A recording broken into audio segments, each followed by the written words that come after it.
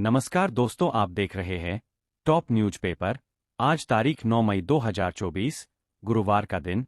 नजर डालेंगे आज की बड़ी खबरों पर। शुरुआत करेंगे देश की बड़ी खबर के साथ। दोस्तों, देश में इन दिनों चुनावी मौसम चल रहा है। अब तक 3 चरणों के दौरान कई प्रदेशों में मतदान हो गए हैं और अभी आगे कई राज्यों में कराए जाने हैं। इसके साथ ही धुआंधार चुनाव प्रचार का दौर भी जारी है।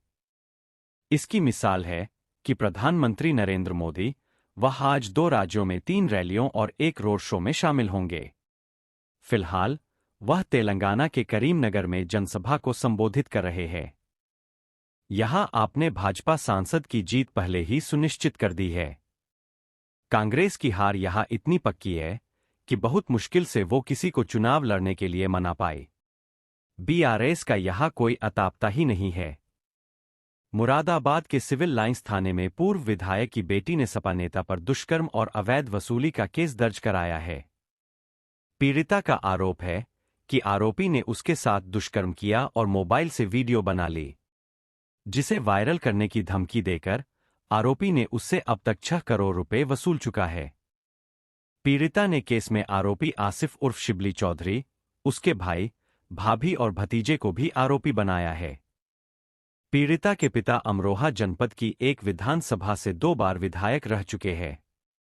पीड़िता का परिवार सिविल लाइंस क्षेत्र की एक कॉलोनी में रहता है। आरोप है कि एक दिन आरोपी के भाई विक्की चौधरी और भाभी ने पीड़िता को आरोपी के साथ कमरे में बंद कर दिया था। तब आरोपी ने उसके साथ दुष्कर्म किया और मोबाइल से वीडियो बना ली थी, जिसके जरिए आरोपी उसे 5 साल से ब्लैकमेल कर रहा है। लोकसभा चुनाव के तीसरे चरण में 11 राज्यों और केंद्र शासित प्रदेश की 93 सीटों पर मंगलवार को औसतन 64.58% मतदान हुआ है।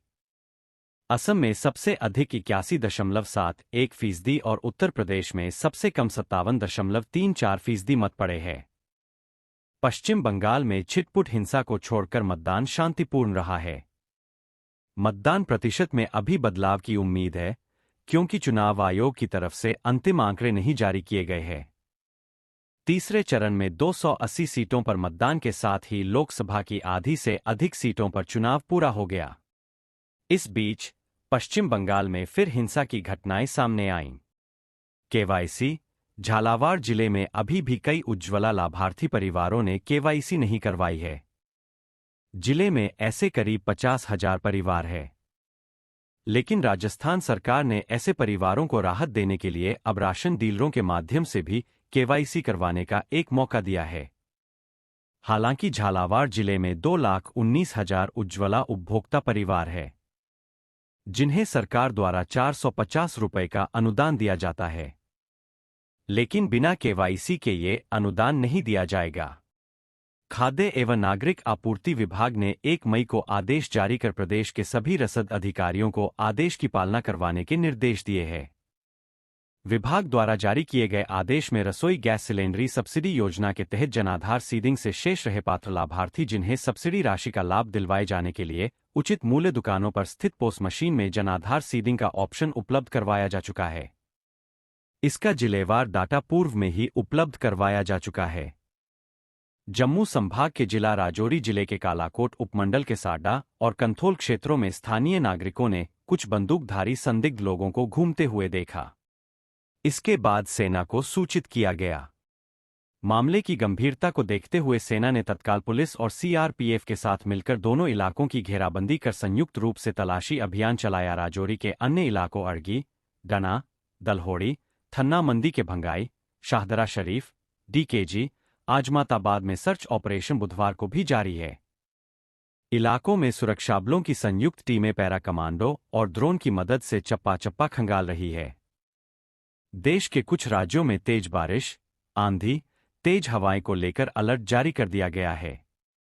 वहीं देश के कई राज्यों में भीषण गर्मी और तेज धूप की वजह से लोगों का जीना बेहाल हो गया है। भयंकर गर्मी को देखने के बाद लोगों को घर से बाहर भी निकलने का मन नहीं कर रहा है।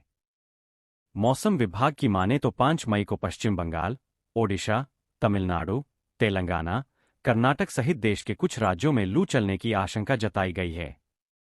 वहीं अरुणाचल प्रदेश, नागालैंड, मणिपुर, त्रिपुरा, मिजोरम सहित कुछ राज्यों में भारी बारिश को लेकर अलर्ट जारी कर दिया गया है।